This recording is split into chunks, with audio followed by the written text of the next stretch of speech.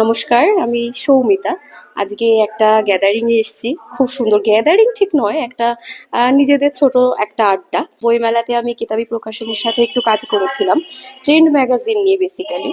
তো সেই কিতাবি প্রকাশনী কোথা থেকে এলো, কি করে এলো, এখনো অত বেশি কেউ জানে না। তাদের জন্য আজকে কিতাবির মুখপাত্র, তার সাথে একটু কথা বলা যাক যে কিতাবি প্রকাশনী কি করে তৈরি হলো। অতটা বেশি পুরনো নয়, যাক আমি কিছু বলবো না, তাদের থেকেই সবটুকু জেনে নেওয়া যাক। ধন্যবাদ সৌমিতা। আমার নাম পিনাকি। অ্যাকচুয়ালি কেতাবি শুরুটা হয় হচ্ছে 2021-এ। আমরা প্রথম শুরু করি একটা ই বুকের প্ল্যাটফর্ম নিয়ে। তখন কোভিডের শেষ দিক, তখন সব জায়গায় লকডাউন চলছে, তখন লকডাউন ওঠেনি এবং তখন এই ফিজিক্যাল বইয়ের বিক্রি বাটা এগুলো খুবই সমস্যার মধ্যে পড়েছে। ফলে তখন লোকজনের একটা ই বুক নিয়ে আগ্রহ তৈরি হয়েছে। তো সেই পরিস্থিতিতে আমরা ঠিক করি হচ্ছে যে একটা ই বুকের প্ল্যাটফর্ম যদি করা যায়, যাতে বাংলা বই সহজে পাওয়া পাওয়া যাবে দেশের বিভিন্ন জায়গা থেকে এবং বিদেশেও। আর আমি যেহেতু নিজে ব্যক্তিগতভাবে বিদেশে থাকি, ফলে আমার মেয়ে যখন বড় হচ্ছে আমি দেখেছি যে বাংলা বই পাওয়া কতটা অসুবিধাজনক বিদেশে থাকা অবস্থায়। তো সেই জায়গা থেকে একটা ইবুকের প্ল্যাটফর্ম করব বলে আমরা শুরু করি।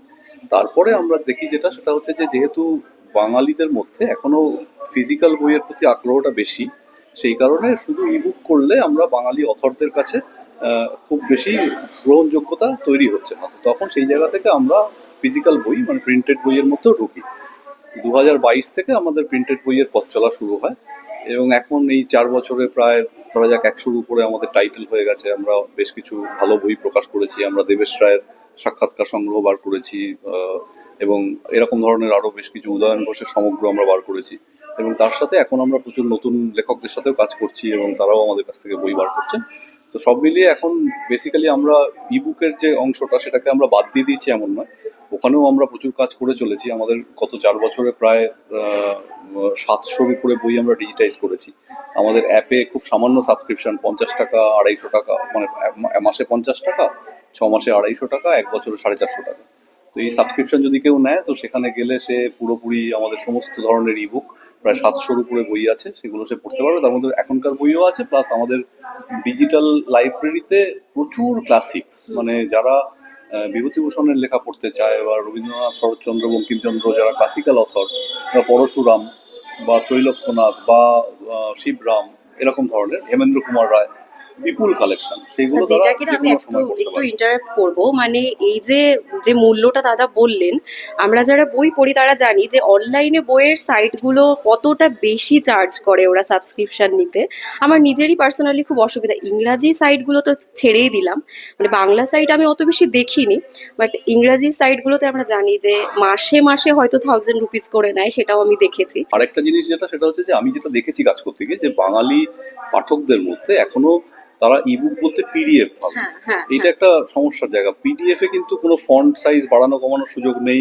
ওই স্ক্রিনটুকুর মধ্যে যেটুকু আসে সেটুকুই পড়তে হবে, পুরো পাতাটা ওই স্ক্রিনের মধ্যে ফিট করে। এবার ওখানে তা নাহলে হাত দিয়ে দিয়ে ওটাকে স্ট্রেচ করে করে পড়তে হয়। কিন্তু ইপাবের ক্ষেত্রে যেটা সুবিধা সেটা হচ্ছে যে ওখানে ওটাকে বলা হচ্ছে রিফ্লোয়েবল টেক্সট, মানে জিনিসটা ফ্লো করে যায়। আমি যদি ফন্ট সাইজ বাড়াই তাহলে বড় ফন্টে ওই স্ক্রিনে যতটুকু ধরবে বাকিটা পরের পাতায় চলে যাবে অটোমেটিক্যালি। তো এই যে স্ট্রাকচারটা, এটাতে পড়তে খুব সুবিধা হয় এবং ব্যাকগ্রাউন্ড কালার চেঞ্জ করা যায়, থিম চেঞ্জ করা যায়। যারা একবার ইপাব পড়েছেন তারা কিন্তু আর পিডিএফ পড়তে ভালোবাসবেন না। তো আমাদের ওইটাই কনসেপ্ট যে আমরা ইপাব হিসেবে বইগুলোকে রাখি এবং তার সাথে আমরা এখন রিসেন্টলি আমরা ব্লগ সেকশন চালু করেছি। সেখানে প্রচুর কন্টেম্পোরারি লেখা, নাটকের রিভিউ, সিনেমার রিভিউ, প্রবন্ধ, গল্প, কবিতা নিয়মিত বেরোচ্ছে। তো ফলে সব মিলিয়ে ডিজিটাল প্ল্যাটফর্মটা কিন্তু আমরা খুব সিরিয়াসলি করছি, তার সাথে আমরা প্রিন্টেড বইও করছি। প্রিন্টেড বইতে আমরা রিসেন্টলি একটা ম্যাগাজিন স্টার্ট করেছি, যেটা একটা লাইফস্টাইল ম্যাগাজিন, যেটা তুমি কাজ করেছো। এবং সেই ম্যাগাজিনটা বেসিক্যালি আইডিয়াটা হচ্ছে যে লাইফস্টাইল বিষয়গুলো আপাত দৃষ্টিতে লোকজনের মনে হয়, মানে খবরের কাগজ বা অন্যান্য জায়গায় লাইফস্টাইল বিষয়গুলোকে যতটা খুব সস্তাভাবে প্রেজেন্ট করা হয়, তাতে লোকজনের একটা ধারণা হয় যে লাইফস্টাইল বিষয়ক কথাবার্তা মানেই হচ্ছে সেটা খুব সস্তা ব্যাপার, একটা চটুল ব্যাপার। কিন্তু লাইফস্টাইল বিষয়গুলোর কিন্তু গুরুত্ব আছে, আমাদের প্রত্যেক দিনকে সেটা প্রভাবিত করে। তো সেই বিষয়গুলোকে নিয়েই আমরা কাজ করব, কিন্তু আমরা তুলনামূলক একটা গভীরতায় গিয়ে বিষয়টাকে ডিল করব, এটাই হচ্ছে আমাদের উদ্দেশ্য। তো সেই জায়গা থেকেই ট্রেন্ড ম্যাগাজিন, আমরা ট্রেন্ডি টপিক নিয়ে কাজ করব, কিন্তু সেটাকে আমরা খুব সস্তা বা গিমিক দেওয়ার মতো করে ট্রিট করব না। তো আমরা যেমন এইবারে যে ইস্যুটা করেছিলাম, তোমরা দেখেছো যে বাঙালির ডেটিং, তো সেটা খুবই ভীষণ ইন্টারেস্টিং। ইন্টারেস্টিং ছিল এবারে টপিকগুলো।